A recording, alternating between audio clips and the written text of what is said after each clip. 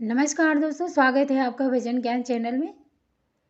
दोस्तों, मैं ज्योतिर्लिंग 12 ज्योतिर्लिंग में से मल्लिकार्जुन और महाकाल नामक ज्योतिर्लिंग की उत्पत्ति की कथा तथा उनकी महिमा के बारे में पढ़ने जा रहा हूँ। इसे अवश्य सुनिए, दूसरों को भी शेयर करिए। सूत जी कहते हैं, महर्षि अब मैं मल्लिकार्जुन की उत्पत्ति का प्रसंग सुनाता हूँ, जिसे सुनकर बुद्धिमान पुरुष सब पापों से मुक्त हो जाता है। जब महाबली तारक शत्रु शिवापुत्र कुमार कार्तिकेय सारी पृथ्वी की परिक्रमा करके फिर कैलाश पर्वत पर आए और गणेश के विवाह आदि की बात सुनकर कौच पर्वत पर चले गए। पार्वती और शिव जी के वहां जाकर अनुरोध करने पर भी नहीं लौटे तथा वहां से भी 12 कोस दूर चले गए। तब शिव और पार्वती ज्योतिर्मय स्वरूप धारण करके वहां प्रतिष्ठित हो गए।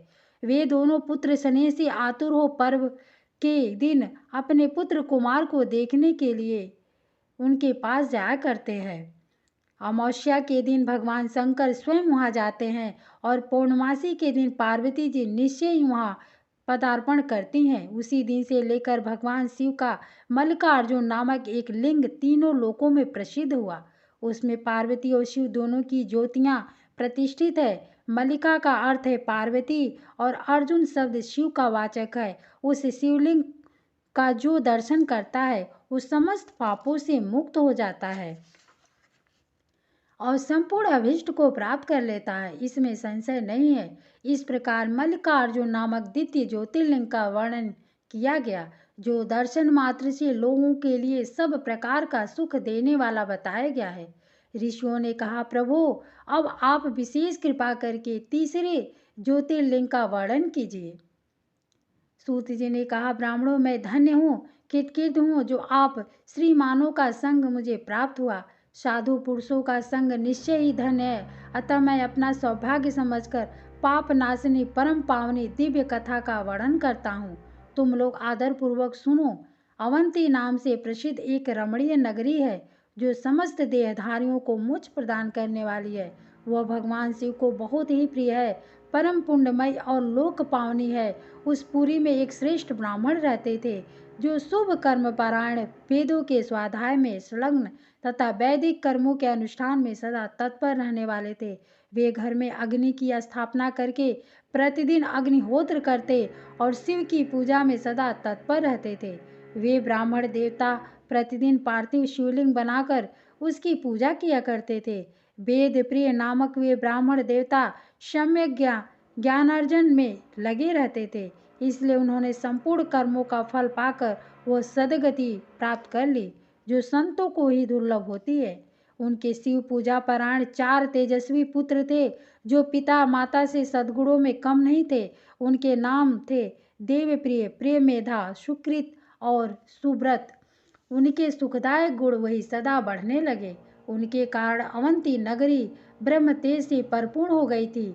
उसी समय रत्नमाल पर्वत पर दूषण नामक एक धर्मद्वेषी असुर ने ब्रह्मा जी से वर पाकर वेद धर्म तथा धर्मात्माओं पर आक्रमण किया। अंत में उसने सेना लेकर अवंती उज्जैन के ब्राह्मणों पर भी चढ़ाई कर दी।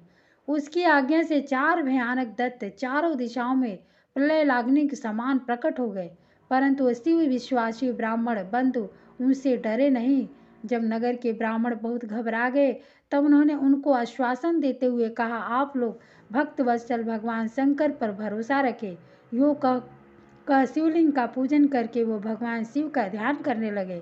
इतने में ही सेना सहित दूषण ने आकर उन ब्राह्मणों को देखा और कहा, इन्हें मार डालो, बांध लो। वेद प्रिय के पुत्र उन ब्राह्मणों ने उस समय उन दैत्य की कही हुई यह बात नहीं सुनी, क्योंकि वो भगवान शंभु के ध्यान मार्ग में स्थित थे।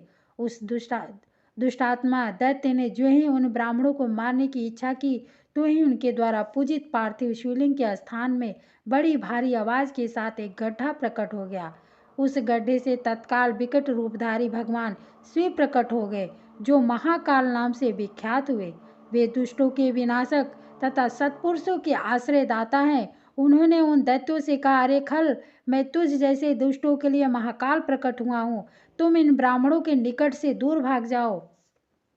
ऐसा कहकर महाकाल शंकर ने सेना सहित दूषण को अपने हुंकार मात्र से तत्काल भस्म कर दिया। कुछ सेना उनके द्वारा मारी गई और कुछ भाग खड़ी हुई। परमात्मा शिव ने दूषण का वध कर डाला। जैसे सूर्य को देखकर संपूर्ण अंधकार नष्ट हो जाता है, उसी प्रकार भगवान शिव को देखकर उसकी सारी सेना अदृश्य हो गई। देवताओं की दुदुम्बियां बज उठी और आकाश से फूलों की वर्षा होने लगी। उन ब्राह्मणों को आश्वासन दे सुप्रसन्न हुए स्वयं महाकाल महेश्वर शिव ने उनसे कहा कि तुम लोग वर मांगो। उनकी यह बात सुनकर वे सब ब्राह्मण हाथ जोड़ भक्ति भाव से भली भांति प्रणाम करके नतमस्तक हो बोले। द्विजों ने कहा, महाकाल महादेव, दुष्टों को दंड देने वाले प्रभु शंभो, आप हमें संसार सागर से मोक्ष प्रदान करें। शिव, आप जन साधारण की रक्षा के लिए सदा यहीं रहे। प्रभु शंभो, अपना दर्शन करने वाले मनुष्यों का आप सदा ही उद्धार करें। सूत जी कहते, महर्षियों, उनके ऐसा कहने पर उन्हें सदगति दे भगवान शिव अपने भक्तों की रक्षा के लिए उस परम सुंदर गड्ढे में स्थित हो गए। वे ब्राह्मण मोक्ष पा गए और वहां चारों ओर की एक एक कोस भूमि लिंग रूपी भगवान शिव को स्थल बन गई। वे शिव भूतल पर महाकालेश्वर के नाम से विख्यात हुए। ब्राह्मणों, उनका दर्शन करने से स्वप्न में भी कोई दुख नहीं होता। जिस जिस कामना को लेकर कोई उस लिंग की उपासना करता है, उसे वह अपना मनोरथ प्राप्त हो जाता है तथा परलोक में मोक्ष भी मिल जाता है। ओम नमः शिवाय। धन्यवाद।